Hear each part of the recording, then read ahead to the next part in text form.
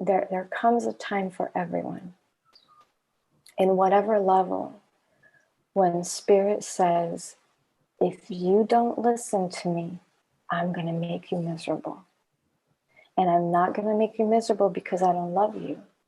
I'm going to make you miserable because I love you so much. And I want you to have so much greatness and so much beauty in your life. And you're not going to get it going down this route.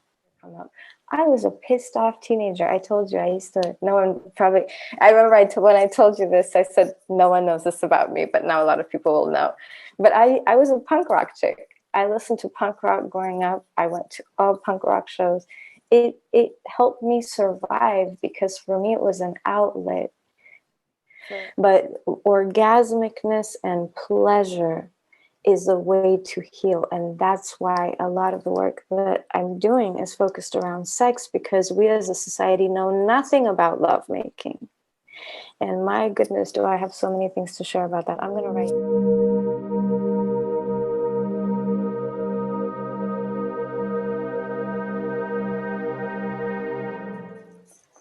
All right. Hi, it's Dr. Robert Ciprian with Conversations of Transformation again, and my friend Vita, who always helps me out so much. Good counterbalance for me. Hi, Vita. Thank you for helping me out and being on here. Hi. Thank you for having me and believing in me. Yeah. And we have a very special guest today, Sasha Cobra. I've been following Sasha around for a couple of years virtually. I met her through my very good friend Trey, and he told me, follow Sasha, see what she's doing. So I've been following her on social media and her websites, her videos, and we worked together a couple times virtually. And then last year I went down to her Seeds of Transformation retreat, and oh boy, that was something. Yeah, I'm still figuring myself out after that in the best way possible. So I figured, what an amazing person to just talk about this whole subject of transformation in life. But Sasha, because I've witnessed her work with so many people and just ask them a few questions and be able to get to a pinpoint of kind of what's holding them up in life and just be blown away by just witnessing that and all the other skills and talents and everything that you bring forth too to just kind of help people transform themselves. So Sasha, thank you for being with us here today. My pleasure. It's been actually quite a while since I've been on someone's podcast, but I was so thrilled to have a conversation with you and just to have a chance to connect with you. So thank you for having me as well. That is great. Thank you so much. So where do we start? Vita, would you like to ask? So Vita's been studying up a bit on you lately, watching some of your videos, learning about you. Vita, what would you want to open up with asking Sasha here something? First, I want to say thank you for being with us. And you're truly inspiration for me. And you resonate, your teaching, it resonates with me so much. And I got some answers from your YouTube videos. And one of them, it was, I just listened you few months ago, and Robert, I know you through Robert, I think virtually, and actually some work on me after the retreat. And I think a week later or 2 weeks later, I met my current partner. Hey. I wasn't connected with this. But anyway, so there was one podcast, one video where you explaining about the meditation, about the masculine approach to meditation, where you're mountain, you're sitting still, right? And then the feminine approach.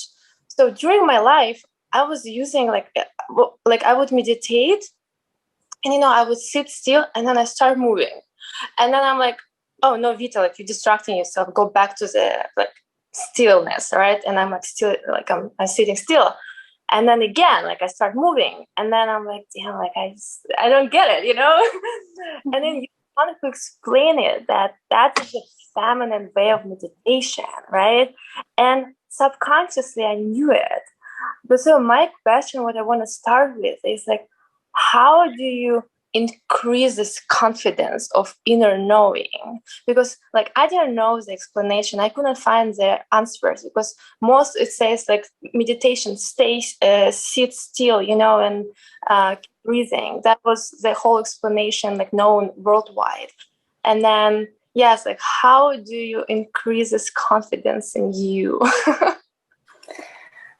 You can't imagine how many things I want. It's almost like with every sentence, I have an idea of a topic that I want to unpack. And now I have so many that I want to kind of jump into, even starting with what Robert said around transformation, because there's so many things to be said about that, especially now. But I do want to address your part in your question first. The question of how to be more confident is to first and foremost recognize that there's no one more important to you in your life other than you. And so when we come into this existence, we are taught to follow. We are not taught to listen to our own inner calling. And when we look at how parents treat their children, it's almost as if they break the spirit of the child. And it's interesting because all mothers, all fathers, they want their child to grow up to be a confident, intelligent, individual being with their own intelligence. But while they desire that for the child, they completely take all those characteristics and qualities out of the child, forcing the child to follow and to listen to them on blind faith. And so when we look at adults, let's say women in this case, and adult bodies, there's so many women that I speak to. And when I have conversations with them, they basically come to me with this concept of, okay, Sasha, this is the problem, fix me. Mm-hmm. And I'm like, sweetheart, you're not meant to be fixed in this area. You, through your own bodily wisdom, you already know what's right and wrong for you. And what most women come to me with is that they want me to make their wrongs right. What does that look like? You know, it's just in a very simple example, because it's one that I get a lot, is women coming to me saying, hey, you know, I've been with my partner for X amount of years.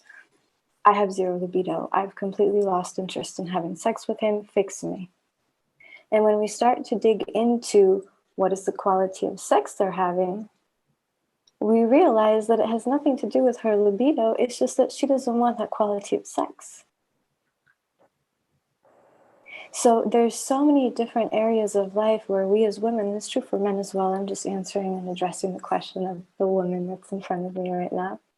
But there's so many ways that we really feel the intuitive insight, the knowledge, the wisdom that comes through us, but because we have been taught to follow, we have been taught to mold ourselves, we have been taught to look at images on the internet and movies and music videos and attempt to mold ourselves into a little idea of something, that we disregard the wisdom that is inside of our bodies. That's the general difficulty.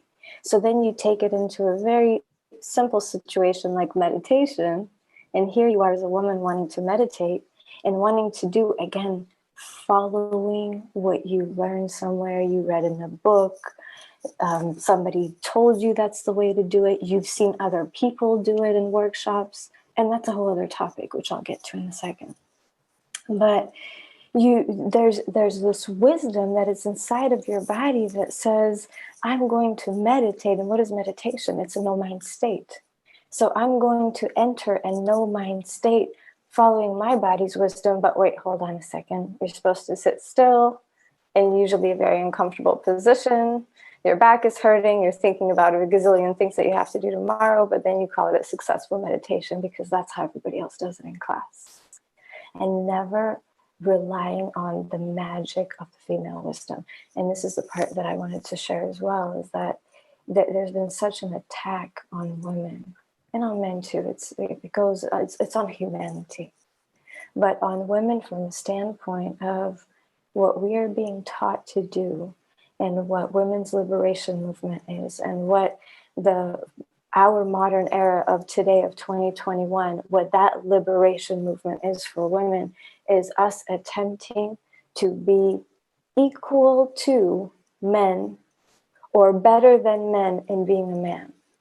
Not equal to men by being women, being a counterpart, being a complement, being the yin of the yin yang. And so that in itself, that concept in our modern society of wanting to do things as men make us lose our magic. Women are miraculous, magical beings. And what we have been taught to attempt to do and fight for cripples us in the magic that we have, because it's like a fish trying to be an elephant. A fish ought to be grateful for the gifts and the mystery that it has available to it by being connected to its nature and what it came here to do. And so when we get all of our parents out, our teachers out of our system, all of the media, all of our friends, conditioned friends that give us a downloads of information, and once we get all of that out of our system, what we're left with is, how do I feel now? Because what is the point of meditation anyway? What are you trying to get to? And I mean, literally, that's a question for you. Why do you meditate? Yeah, get connected to yourself, to inner knowing. Exactly.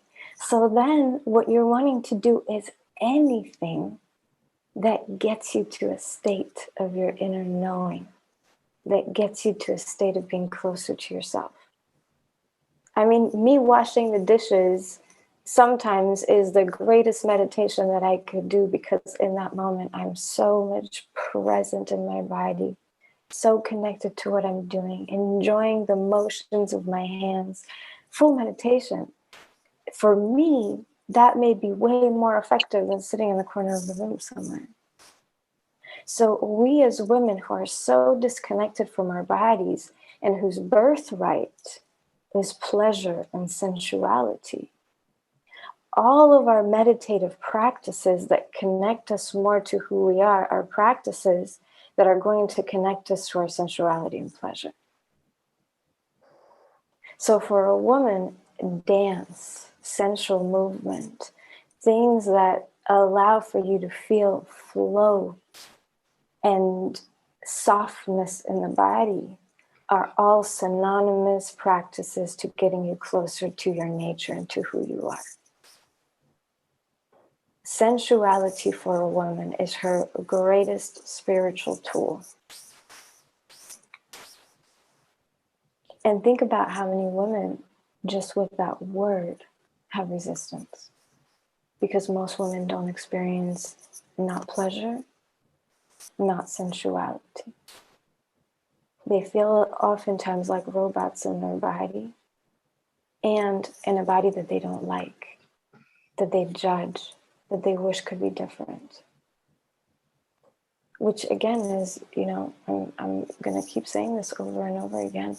We as a humanity have been tricked to think that we are something other than the most magical divine beings on the planet. Starting with women. There's a huge attack on men nowadays. But for women, it's just insidious propaganda that has been installed into the female psyche. Why? Because she's most magical and she's a manifester. She gets to create whatever she wants. So if you want the world to look like a slave culture that's easy to control, then the powers that be will be sure to hijack the minds of those that are manifesting it. Women that give birth to babies, but they give birth to everything else. They are nature, they are Mother Nature. So you kidnap their psyche and install a bunch of insanity into them, and that's what they're giving birth to. And it's not just women. Men have feminine energy as well. Men can just as easily manifest. But women do it by nature. Women, once she's pregnant, she's not thinking about how to give birth to a child. It's her nature.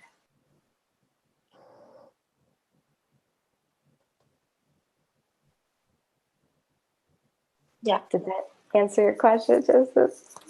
Yeah. Beautiful. Thank you. I'm wondering, like, where, like, what was your background of you growing up? Like, how was the sexuality brought up in your culture? Like, I don't know where you're from, but in your family, let's say. Yeah, that's a very good question, because when I work with people, and a lot of the people that I work with come to me because of things having to do with sex.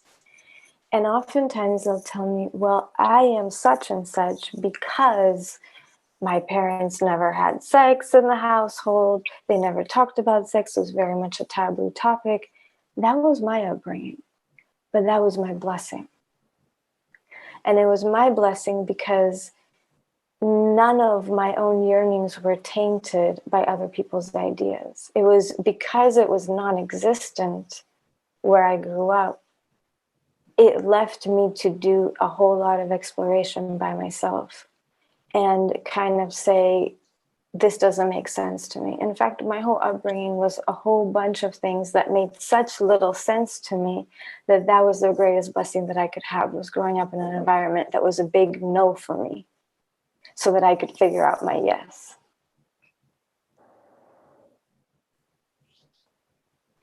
Same. And I think, and I think a lot of it also depends on each individual's spirit, you know, what they came here to do. And so I've been obsessive about interactions, relationships. What does it mean to be human? What is sensuality? What is sexuality? What is life? It's like perpetuated thinking around these topics over and over ever since I was very little. So because of that, you know, there's people that are obsessive about music, or obsessive about butterflies, or obsessive about whatever their thing is. And whatever that aspect is that is part of the blueprint of the spirit is going to lead them to exploring and understanding. And that's pretty much been my journey. Interesting. Yeah, very similar, I guess. But kind of taboo, but now it's exploration. I'm grateful for that exploration on my own. Yeah, and also really trusting in oneself. You know, one of the things that I find for a lot of people is how much they want to belong.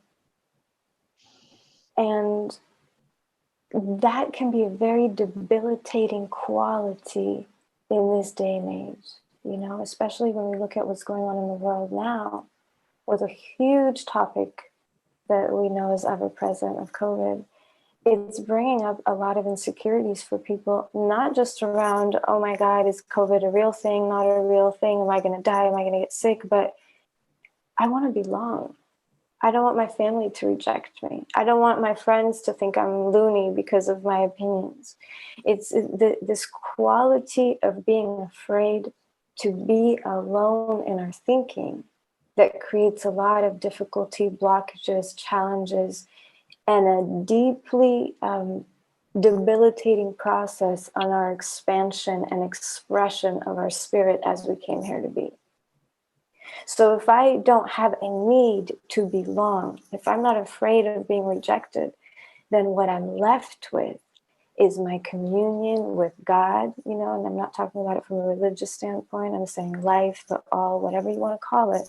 It's my communion with God within me, how it communicates to me, and trusting in that beyond everything else. And that is the most powerful quality that anyone could have, and especially at these times that we're living in. I really agree that our times right now are really pushing a lot of people to search for things and to transform and to really look at things a lot differently. And I think a lot of people are actually taking this time to change things about themselves and to do something different about their life and search for more things. Do you see that also? Yes, in a lot of ways. So I think that there's the milder version of speaking about it. You know, people are in lockdowns and they're in quarantine. They really start thinking about their life. You know, do I like my job? Do I like the people around me? How do I want to spend my time? So there's a lot of self-reflection, absolutely, which I think has been, it's almost like everybody got to go on retreat, whether they liked it or not. Some of people in a silent retreat, others in, a baking retreat, sewing retreat, whatever people started doing as just a way to pass time. But the thing that I also find very important during these times is the loud truth that comes through people that a lot of them even don't like at this point, because you couldn't imagine the numbers of people that send me messages because they are desperate for someone to validate their thoughts, and they're oftentimes surrounded by family members, by friends, with a lot of pressure to vaccinate, a lot of pressure to do a whole bunch of stuff that inside of them feels off. And so they're reaching out to me to go, basically, it's like, somebody please say something to me so that I could finally think that I'm not crazy. And that has been a very interesting time for people, because, if me and you are looking at the color orange and you tell me it's green and I know it's orange, it's going to be very hard for me to eventually say, you know what, Robert, you're right, it's green. Because I see clearly that it's orange. And I feel that with things that are going on in the world right now, there are certain things that for people seem so clear about what's going on, while their friends and family and sometimes even partners can be seeing something totally different. And it's hard to shut yourself down. Once you see something, it's hard to unsee it. And it has created a lot of turmoil for people because of that need to belong, because of just a whole storm and disruption that happens in their social life, in their work life, in all areas of their life.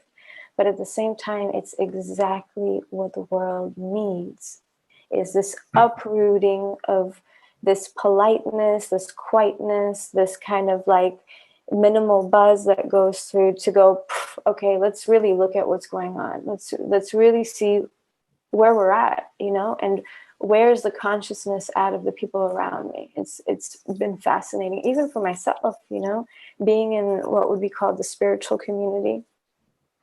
Tantra, I don't even know what community, to be honest, but let's just say that if I look at my Facebook feed as an idea of what people that are connected to me in the work are, to see what has been going on in their minds and how many people out of what would be the so-called spiritual community are so confused and so unwilling to see very obvious things for whatever reason. It's been a very interesting journey at this time. And speaking of transformation, that's how transformation is. Yeah, that's what I was gonna say. I saw you make some people at your retreat I was at very uncomfortable. And through that, it's a great way to promote the retreat. yeah, you made some people get very uncomfortable, made them see some things about themselves, but then you've seen them just like, wow, like change. Like yeah.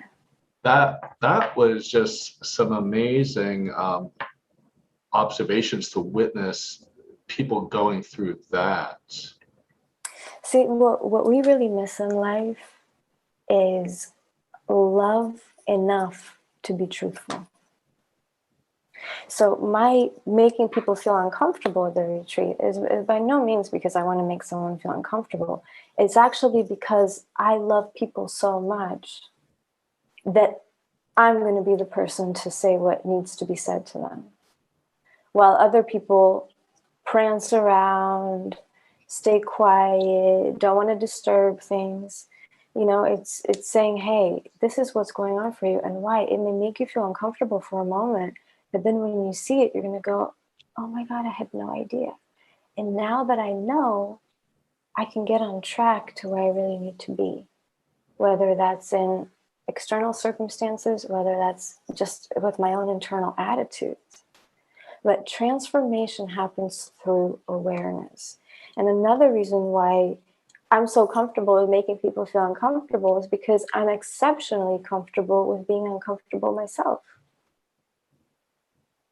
And so if I can learn to get to a place where I can see places in myself that need to be changed and shifted, and sometimes even be embarrassed, like, oh my God, I can't believe I did that, or I can't believe I said that, or it's such a gift and a beautiful thing to see. Because the moment that you see truth, there's something inside of us that makes it difficult to go back to the old. And that lays the new path for transformation. And the other part is that transformation happens on the inside, in the body. So you need to make a shift. You know, some of the greatest teachers that I have ever come across in whatever teaching they did, not even necessarily in spiritual development, but just teaching, there has to be a little shock to the system. A glitch in your programming to go, okay, something shifted, something moved. And from the standpoint of the way that I work with people as a general whole, and Robert, you know that it's, the transformation happens through the body, not through the mind. So awareness is a big part of it, but where we can accelerate transformation is by transforming the energy within. And you brought up something that just kind of sparked my thought at the beginning of your intro. And how, just the whole theme of transformation, of how it is for humans these days. Transformation is more like cleaning out of trauma. Because at the basis of it, you know, we have this concept of, oh, I want to transform into a better human being. You're already perfect. You're already wonderful. You're already unconditional love. You are love and truth, born as love and truth. So you don't have to transform into that. The truth is that you were transformed out of that.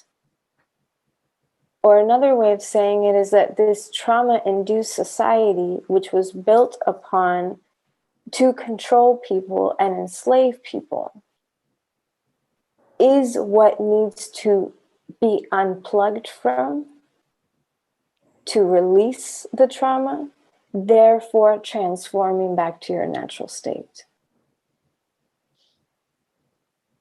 So it comes down to not trying for us to make ourselves better, but to get rid of the garbage that we have accumulated, that we then identify with and think, I am such and such, not because I really am, but because of the false beliefs, the unprocessed feelings, the pain, the trauma that we carry in the body, the pollution and the toxicity that we've picked up in our lifetime. Because when we identify with not being good enough, it has nothing to do with us. It has to do with all the things that are sitting on top of us. So transformation is really a cleaning out process more than a building up process. And it's like to say, you know, in nature, a seed is going to transform into a tree. Not because it's hard work, not because it has to do something special. It's just what happens. But if you put toxicity, if you put poison on top of that seed, if you don't give it the right environment, that it's just nature itself, you know? If you pollute it, then it won't grow. Then it won't transform. So if you can just give it the right environment, it's going to do what nature does, which is transform and grow into beauty, not because you have to put effort into it, but because it's just your nature to always be growing and expanding. I really feel that's something that people do not look at, which is to exactly, empty out the garbage, because people are trying to think positively, say positive affirmations, have positive thoughts. But like if this is glasses filled with mud and you keep trying to put in positive, clean water in it, you're still going to have mud and water. You got to clean the whole thing out first, and then whatever is in that container will be pure. Exactly. Exactly. And for me, the whole concept of positive affirmation, why do you need to be in denial? That's how I see it. Life is beautiful as it is. And so, I have a client that oftentimes tells me things about his problems and his pains and his issues. And then he always goes, "I'm so sorry that I'm sharing all the negative things with you." And I'm like, I'm not. There's nothing bad about truth. There's nothing bad about life. Life is beautiful in all its colors. So when we can confront life, address life, face things as they are, in love within ourselves, we transmute that into the higher. But it doesn't get transmuted through denial. It doesn't get transmuted through resistance. And that's where a lot of people have a challenge in what would be called transformation, because they never go in to actually look at that which they need to sweep up, take a little dustpan, sweep it up, throw it outside of their home, the body. They don't want to do that. They just want to, look in the corner of their home and say, let me just look the other direction. It's so beautiful here. It's so beautiful here. While never enjoying being at home in the long run. Yeah, at your retreat, I did have one full day, about 24 hours of, having to feel some very uncomfortable feelings. And I just kind of removed myself a little bit more that day from everyone else and just stuck with it. And it was like a dam breaking, just probably these feelings I've been holding back my whole life of this anger and everything else. And it just got unloaded from the inside out, and I had to just deal with it. And then after that, some of those beautiful things happened, like unbelievable things happened. Exactly. And I salute you for going through the process of going through to get to the other side. Because a lot of people, when they start to feel uncomfortable, they just run back and say, no, I'm not going there. And they'll do that for a lifetime without even recognizing that a moment of discomfort, or in your case, 24 hours, is all that is necessary to then be freed from things, to live and enjoy life, to fully enjoy.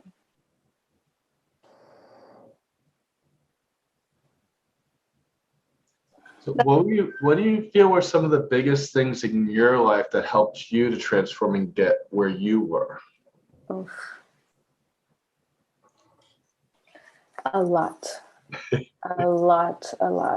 that I wouldn't even know which ones to pinpoint. Even when I think of a few main ones, there's still so many,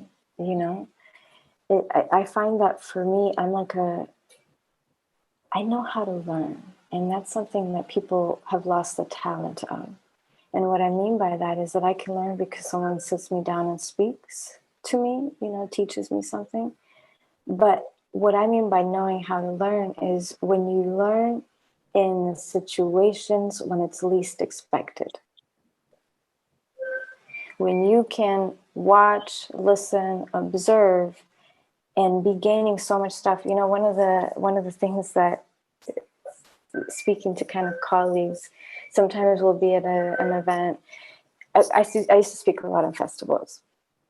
And some of the colleagues would say, oh, I don't want to go to other people's talks. They're really boring. I already know everything. And I'd say, I want to go. Even if it appears to be that I so-called know a lot more, I'm not going there for the talk.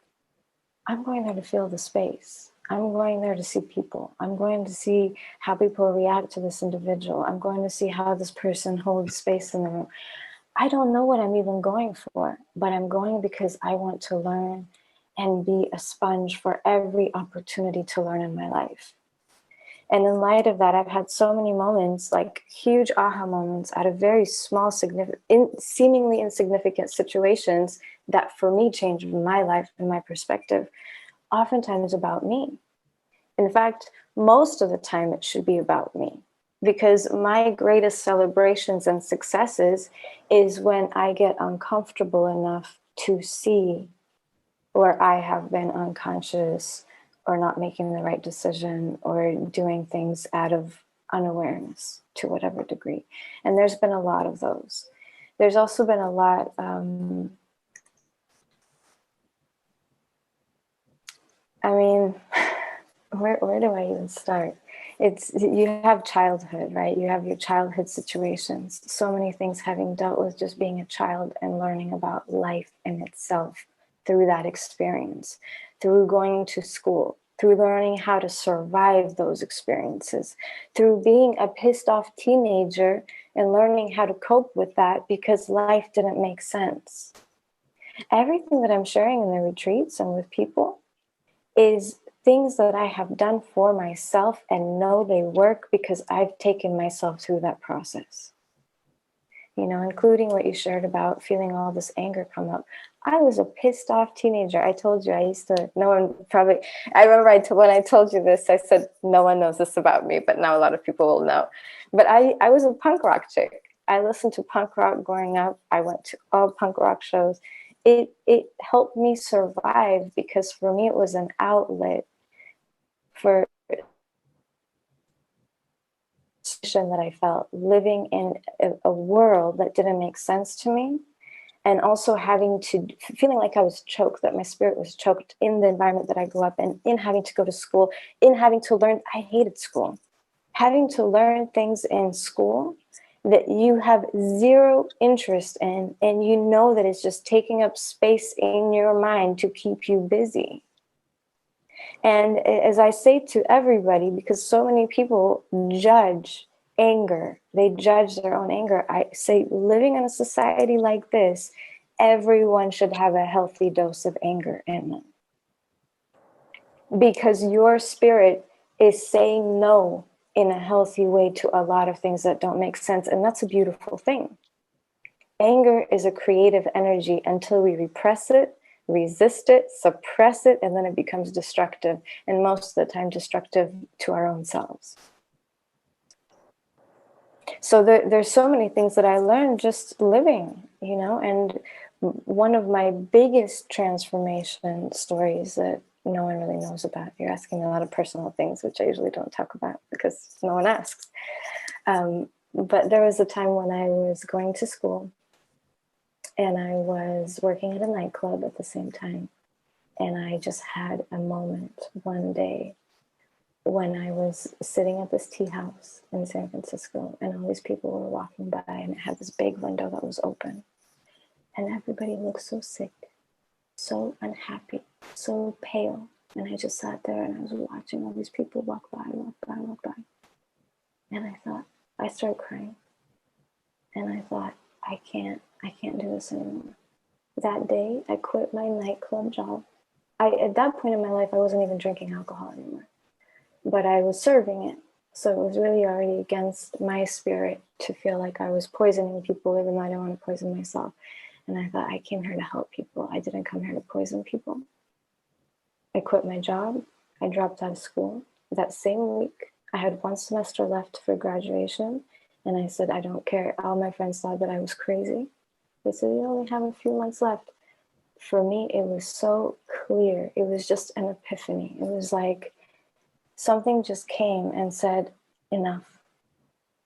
And I left everything. And I packed up all my things into a suitcase because I knew I wouldn't be able to afford my apartment without that nightclub job. And that was the beginning of a huge transformation and shift for me. I dove completely into the unknown, not knowing what was going to happen to me in my life, what I was going to do, how I was going to live. None of it mattered. The only thing that mattered is that spirit that day was so loud that I couldn't not listen anymore. And that was one of the biggest epiphany moments that I have had to date, because it really was a 180 from one type of life to another overnight. I mean, I literally called my bosses that day. I said, I'm sorry, I can't. And then I called my parents and I said, I'm sorry, I can't. And that was it. That's powerful. It was very powerful. And the thing that's powerful about it is spirit. Yeah. Because there comes a moment when it's like life kicks you in the ass and says, you can't anymore. And there's another little part to this story that all of this happened at this tea house. I was sitting there and I was just so sad watching these people walk by. And I had my head down like this. I was like this. And my hair was just the way it is now. And at the time I had colored my hair. So it was like a little blonder, I guess, than it is now. And I remember just sitting there and seeing this hair that wasn't my natural color. And I started bawling, crying then too. Thinking, I'm not even myself.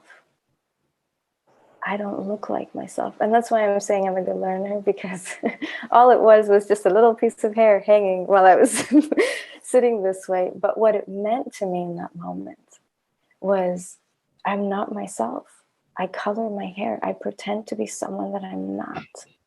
So it was this nightclub thing, this going to school thing, my coloring my hair. I haven't colored my hair once since that day. And I used to color my hair all the time.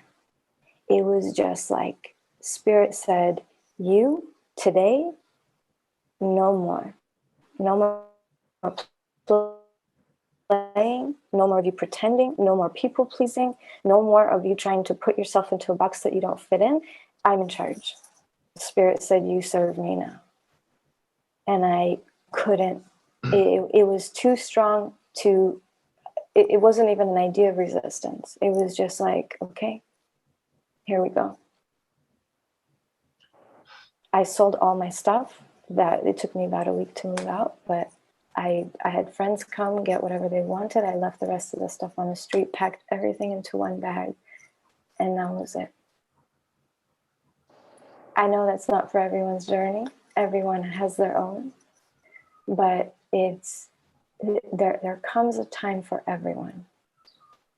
In whatever level, when Spirit says, if you don't listen to me, I'm going to make you miserable. And I'm not going to make you miserable because I don't love you. I'm going to make you miserable because I love you so much. And I want you to have so much greatness and so much beauty in your life. And you're not going to get it going down this route. And that's what happens to a lot of people. You know, a lot of people get depressed, they have anxiety, and then you ask why. Well, they're living a life out of alignment with their spirit. That's where depression comes from. You're pressing down your spirit, and Spirit says, okay, I'm going to make you miserable. I'm going to make you sick. I'm going to make you have problems, because that's how I communicate to you that you're going down the wrong path. And when we surrender to that calling on a moment by moment basis and in the bigger picture, it is scary because we have to let go of everything that we know and everything that brings us security. And it's interesting enough because most things that bring people security don't make them happy. They're just familiar. Mm-hmm. So it's letting go of that familiarity, at the same time letting go of that security to then courageously say or no, I'm letting that go because I know that I will have better. I will have more. I will have what I really came here to have, knowing that life is on my side. It's not taking things away from me to get me into a bad situation. It's taking those things away from me to bring me things that will bring me more joy and pleasure. Yeah, I have a very similar transition as you. When growing up in New York, I was involved with the gangs and graffiti. My father was involved in bad things. I kept feeling like I wanted to do something different. So I started looking into, I'm going to become a natural doctor, a chiropractor, something like that. And I just, kept looking at it, but never making a motion to make it happen. Now, within 6 months, my girlfriend dumped me. I lost my job. My father was killed. And I just, boom, never looked back. I just picked up, left, moved to the opposite coast, focused on becoming a doctor. But it was literally like like that tarot card, the tower, the lightning just like boom hitting you, and everything has to change. If you don't do it gently when you're being taught, told to do it gently, it's going to be a more profound shock in your life. Yeah. Exactly. And talk about being uncomfortable as we were before. We need that disturbance. We need that shock. We need something it's like, when the wheels are turning, sometimes you've got to, move the chain. You got to disrupt it so that it could grab another set of wheels. And that's where the discomfort or the shock, the shift needs to happen energetically, whether it's energetically, internally, externally, something has to shift. Yes. Vita? Yeah, I'm here. Just listening. But it really resonates with me because I also had a situation where I was working on some project and it was draining me so much. I was just like, was miserable. And I just would close the laptop and I was like, that's it. And I just drop it, And believe it or not, and everything would just open up. The next day, money would come from nowhere. It was just oh, okay, that's perfect. I truly listened to myself. Same with the hair. I also was blonde. And one day I looked in the mirror and I saw part of my natural hair. And I'm like, oh my God, my natural hair is so beautiful. And I've been dyeing for 10 years. What I'm doing to myself. And since then, everything has changed. Yeah, that's beautiful. And it's, and once you go through a time like that, it's not to say that even coloring your hair is wrong. If someone wants to color their hair.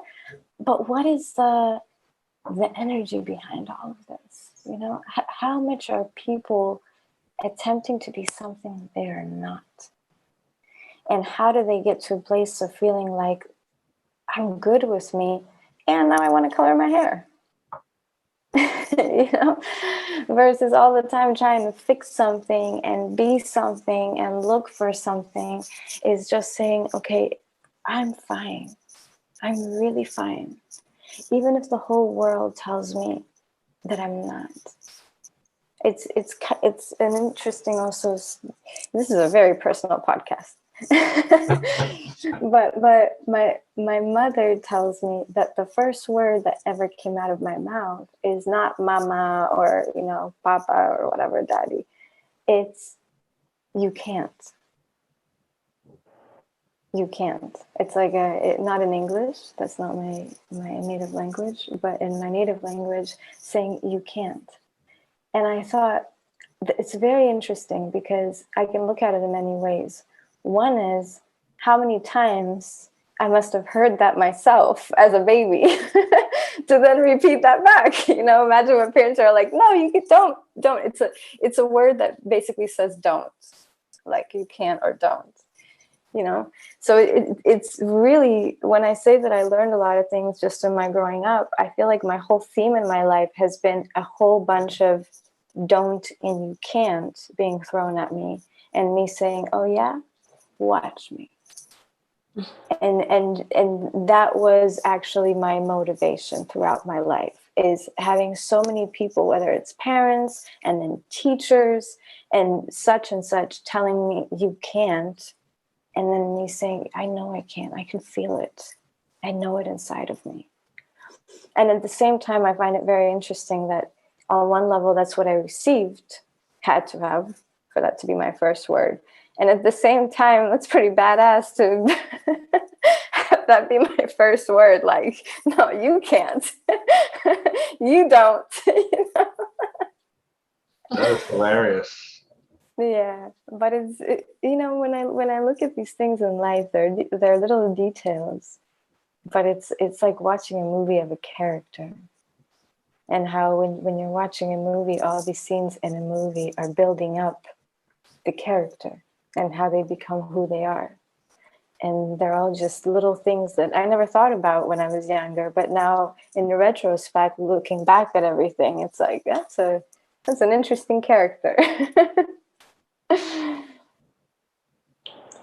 I also want to ask you about your work, what you do. It's just amazing and unusual. The way how you move the energies. So how did you meet your teacher? Like, what was the serendipity moment? It was a very serendipitous moment. I was a waitress at a restaurant.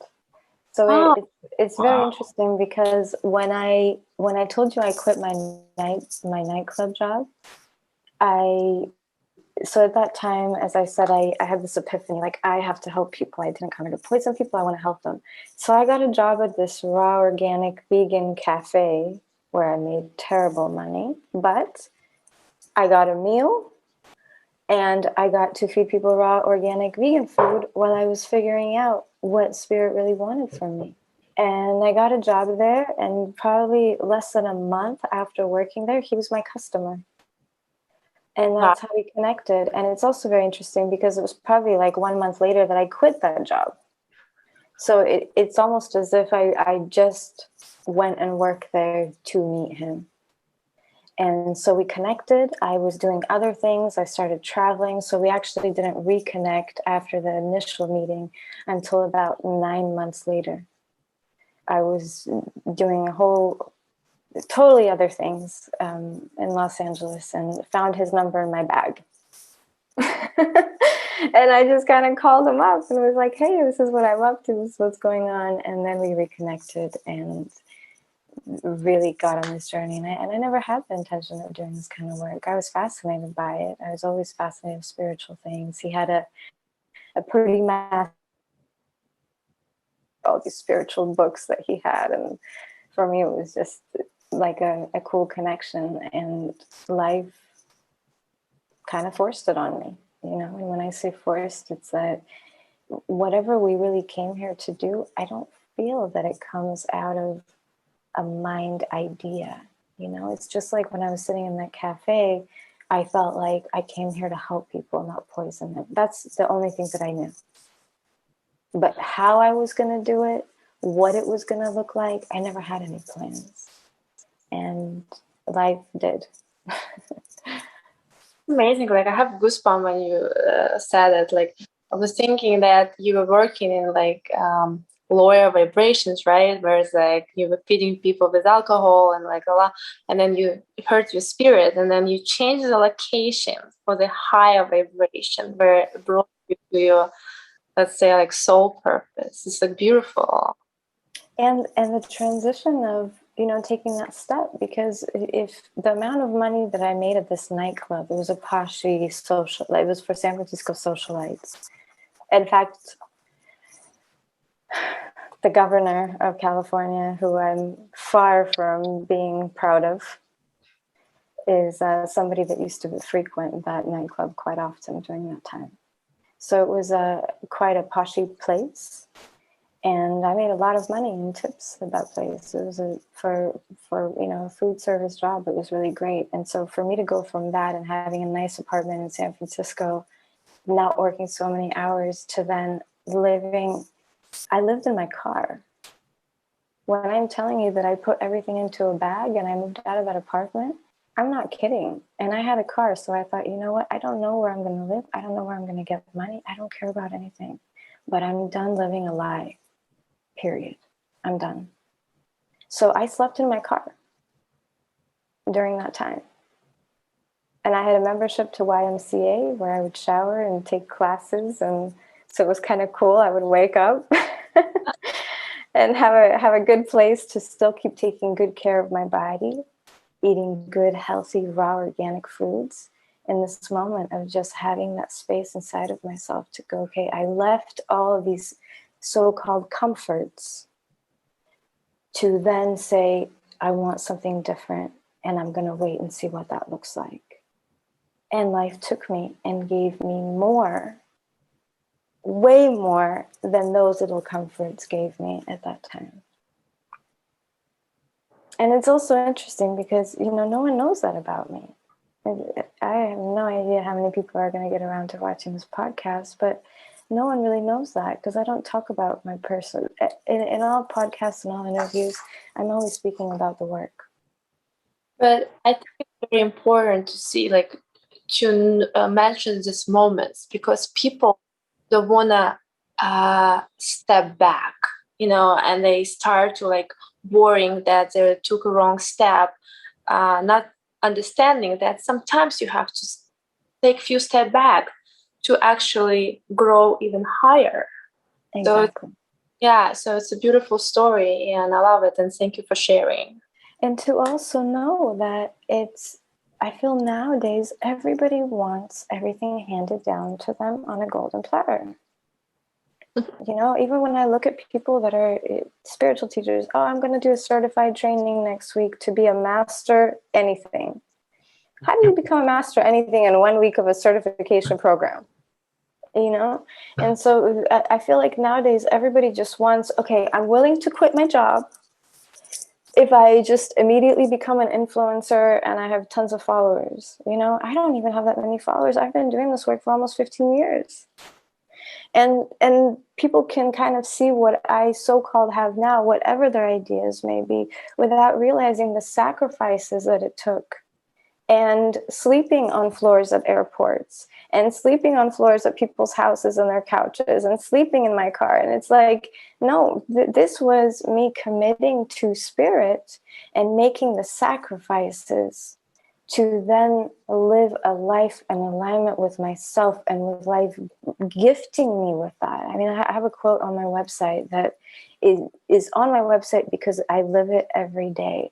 And that is that when you live in alignment with oneself, life will shower you with abundance, pleasure, and joy. But we have to commit and have that be the number one priority without looking at the details. Because when I was sleeping in my car, I never once felt like a victim. I never once felt poor. I never once felt sorry for myself. People invited me to stay at their houses, but I wanted my own private space, even if it was just in my little Honda. To have that meditative space within myself to feel, to listen, to hear, and to act based on what my internal insides were calling me to do. So important because so many people don't give themselves space and peace to just really feel themselves and feel life and feel what's going through them. Some people got to be occupied 24/7 with things and they don't feel life. But we have to think about why, and the thing is that they don't want to feel themselves because of starting to feel all this crap that they're holding on to in their body that's not theirs to begin with. So imagine somebody, quits their job, has to sleep in their car, and they go, oh my God, I'm a failure. I'm not good enough. I'm never going to be successful. I'm never going to make it. That never crossed my mind once.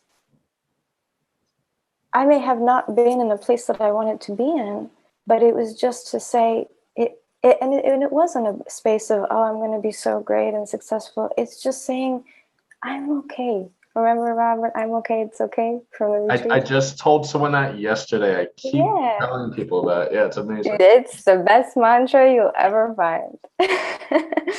And just having that energy of, I'm okay. It's okay. Like, life is happening. This is where I am. And everything's fine. And not only that, but how do I honor and love myself through the process? I find for a lot of people, if they lose their job, if they, their lover breaks up with them, they stop taking care of themselves.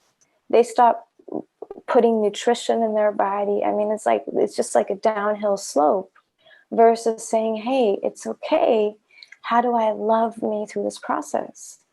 If I did break up in my past relationship, how do I be my own greatest lover and nourish myself and take myself out and hold my hand on the beach by myself?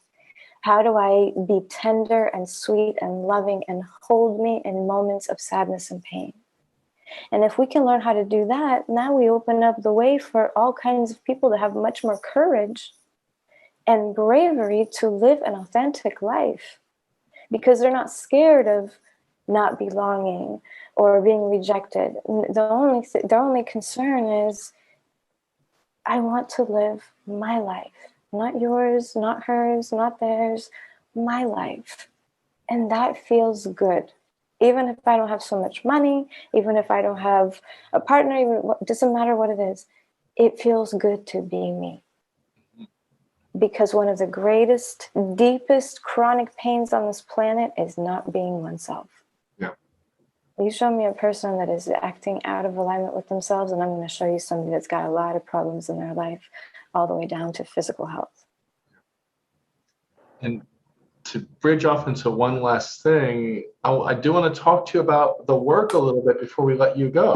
Because for me, the first 2 times I worked for you, once virtually in a group of like 120 or 112 people, and I was I'm going to start doing that again. I need You should, please. Oh my God. That just, I felt the energy moving for me, but I was physically seeing the blocks I have in life, the uncomfortableness right in my face. And that's when I need a private session with Sasha. So I got a private session with you, and a lot more happened, a lot more came up, but still a lot of uncomfortableness. And then I saw you were doing the retreat. I'm like, I have to be there. And I went, and literally days, probably weeks later, I would start thinking about it. I couldn't stop crying from the beauty and joy that I experienced, just feeling all these things moving within my body that I maybe were there before, but now I have the sensitivity to. And still, when I'm working on people today, I feel much more of that sensitivity of energy just moving. I feel like it's easier to work on people and help get them over things, and to just really know what's going on with them, all from the work that we've done and what I've learned from you at Seeds of Transformation. So to talk a little bit about the work, please. Yeah, I mean, there's so much to the work because I different types of people. But at the end of the day, the work is bringing an individual closer back to themselves. And my method of doing that is through orgasmic states. Orgasmicness is our nature. It is our aliveness. It's life force moving through us. That is spirit. That is our navigation system for knowing what is right and wrong for each unique individual. And that is like the baseline of how do I live a fulfilling life. It's also a healing modality from the standpoint of orgasmicness that moves through the body, cleansing and purging of the trauma, the unprocessed feelings, the conditioning, the false belief patterns. So to use a shift energetically an individual through this type of activation is the fastest way to create that disruption and to change the frequency of their vibration. So what I'm doing basically is being like a transmitter, whether that is virtually with that 100 people that we connected with online, which I completely have it in my intention to do that on a regular basis. It's just my schedule has been really crazy, and all the organizational part is the thing that is slowing me down. But I have very much an intention to do that, especially now, because to raise one's vibration changes the quality of one's intelligence. And I feel that we as a humanity need so much more intelligence than what I'm seeing in the world right now, that this is kind of my service to helping humanity on a bigger scale, to whatever scale I can get, you know, in this way, but wanting to create something where people can have these energetic experiences from the comfort of their own homes, you know? So changing that vibration, because most people are operating on a dead battery. And what I'm doing is basically jump-starting that battery. So then they can be transmitters. And now they're impacting the people in their life, and it's just a ripple effect. But orgasmicness and pleasure is the way to heal. And that's why a lot of the work that I'm doing is focused around sex, because we as a society know nothing about lovemaking. And my goodness, do I have so many things to share about that. I'm going to write 3 books. So we really don't have much understanding of the fact that not only are we not having great sex lives, but it has been a tool for enslaving and controlling people and creating more violence and pain in our family units. You know, when I say family units, I'm speaking community at large, meaning our friends. It's, you know, our family, not blood family, but our little bubbles of community and out. So sex has become something that causes violence and pain for a lot of people, and rarely ever do we come across people that understand it for its sacred, pure, healing modality, as a physical manifestation of love, and understanding the mechanics of it. I mean, down to the basics. Like, what does a penis and a vagina do? Not poking. What's that? I said definitely not poking each other. Definitely not poking each other, exactly. And when we understand that, I mean, if all I did was find a way to figure out how to teach people or have people understand how to make love rightly to one another, this whole world and society would be transformed 100%. And that is my true belief in that. And that's why my focus has been so much on sex. Not because of, I want people to have pleasure, because I want more unconditionally loving, joyous, pleasureful, intelligent, courageous, brave human beings out there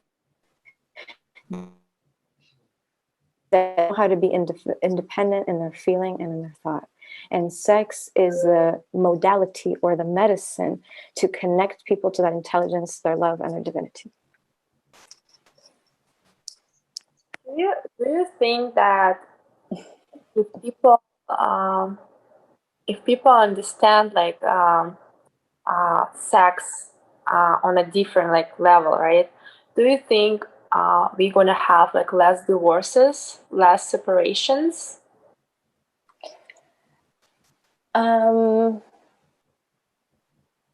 If people like heal their sexuality, let's say that, like if man heals his sexuality, women heal their sexuality, like, and as a couple, like they're both healing their sexuality, would it help like to save the marriage?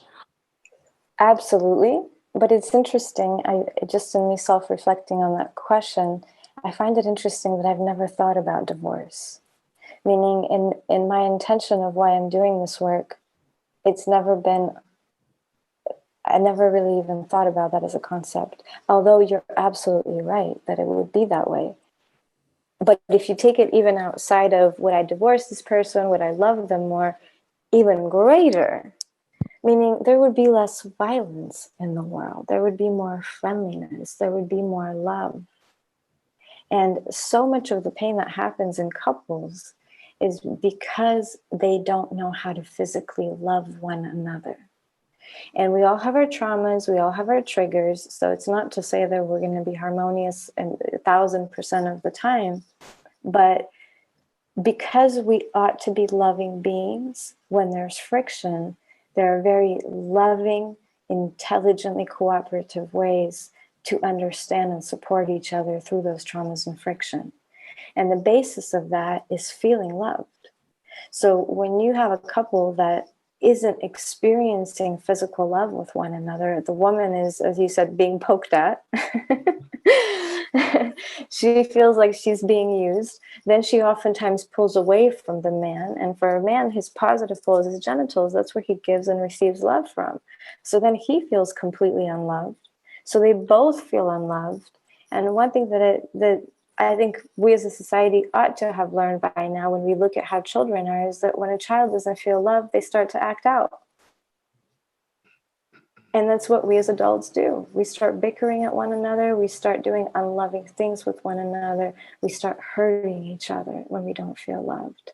And if we understand how to make love physically, it brings us back to our authentic selves, to our lovingness, and to our natural polarities as a male and a female, which is so important when it comes to relationships, because it's that yin-yang dance, the two opposites complementing one another, that really creates harmony in the relating, making it be something that is beautiful and effortless rather than two people butting heads with one another.